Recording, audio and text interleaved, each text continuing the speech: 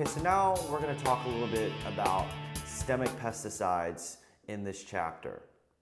Systemic pesticides, the definition for that is basically that pesticides will enter the plant's cells. So it just permeates the plant's cells and goes in there, as opposed to a pesticide that just gets applied to the outside of a plant.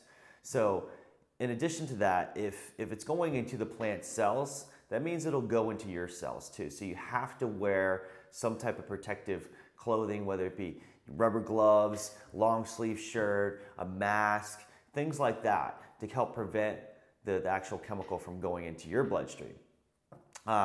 So with systemics, it's very important that you only apply it so many times. I mean, you definitely don't want to apply any type of systemics at the end of the flowering cycle. That's not a good idea at all. It'll actually produce bad quality medicine. You can end up hurting people.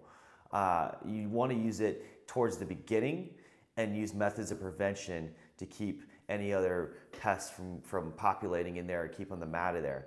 Constantly using systemics over and over and over again is very hazardous to your health. So I would not recommend using them like on a constant basis.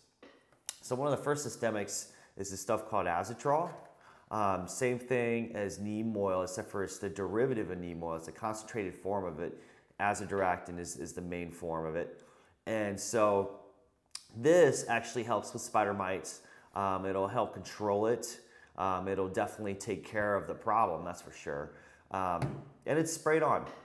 You just put it in a pump sprayer, you follow directions on the back, you mix it up, and then you spray your plants. Now when you're spraying your plants, one thing you want to keep an eye out for is you want to look underneath the leaves. You want to spray and coat underneath the leaves first.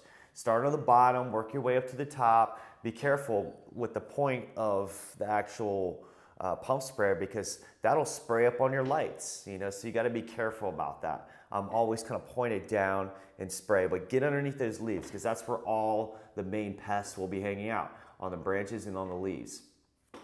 And then after you're done spraying all the bottoms, then you can come back and do a top coat over top of the entire garden and spray it down and use the rest of whatever's inside the pump sprayer. But azotrol works really well. It controls a lot of pests in the garden. It'll definitely help, but don't only use it so much. It's even though it's a derivative of a natural ingredient and it's unlisted, stuff like this, inhaling stuff like this can be hazardous to yourself. So another really big systemic that you'll hear about is this stuff called Avid. Okay, so I'm going to put a picture up on the screen here for you to see it. And it's this really harsh liquid that actually you spray and you put it into a pump sprayer. And a lot of gardeners use it. It's been used in commercial agriculture for a very long time. It controls a lot of pests, but it's also systemic. So you got to wear the gloves and make sure you wear a mask before you use Avid. I would not recommend using Avid on a constant basis. Being exposed to that, I mean, if you spray all your plants down with it, it's still in the room after it's dry. You're going to walk in there and you're going to touch something after you've sprayed, and then you're going to go and eat dinner and not wash your hands. I mean, that's very hazardous. You got to practice these processes in order to keep your garden and yourself healthy. So Avid is recommended for spider mites mainly. I mean, that's what it's used for. When you have a serious spider mite infestation, using Avid will control it, but they do develop an immunity to it. So you have to kind of switch products after a while to keep them at bay. Otherwise, they'll just keep coming back, and then you'll be spraying it, and you'll just be like, oh, why didn't they die?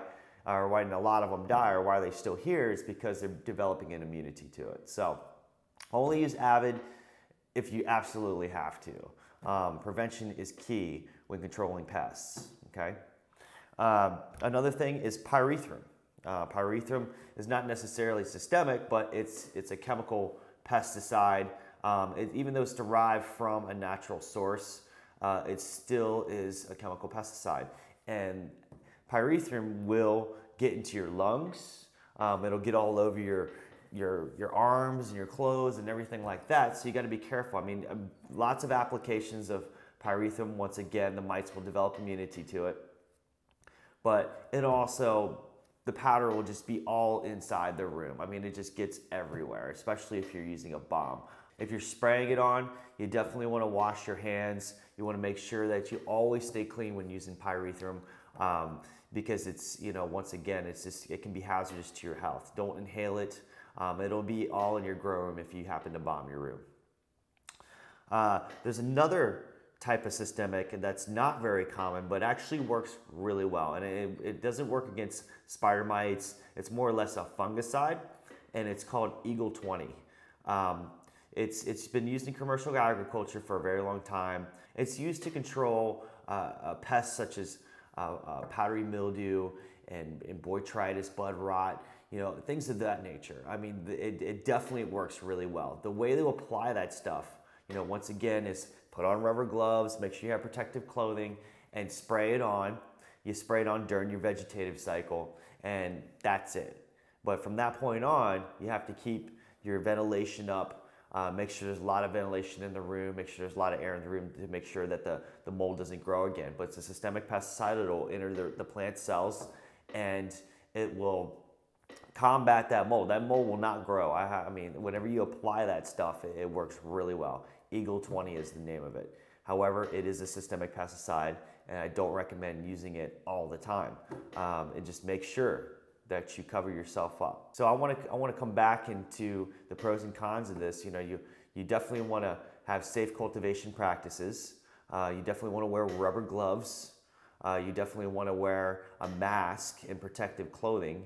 And you definitely only want to apply it only so many times throughout the cannabis life cycle. You don't want to apply it at the end when you have a bunch of buds hanging out on it. It's not a good idea. The best thing to do is to either chop off whatever's infected and try to salvage the rest, or use something like an organic pesticide that's going to be not going to be harsh and not enter the plant cells. So that's it for systemic pesticides.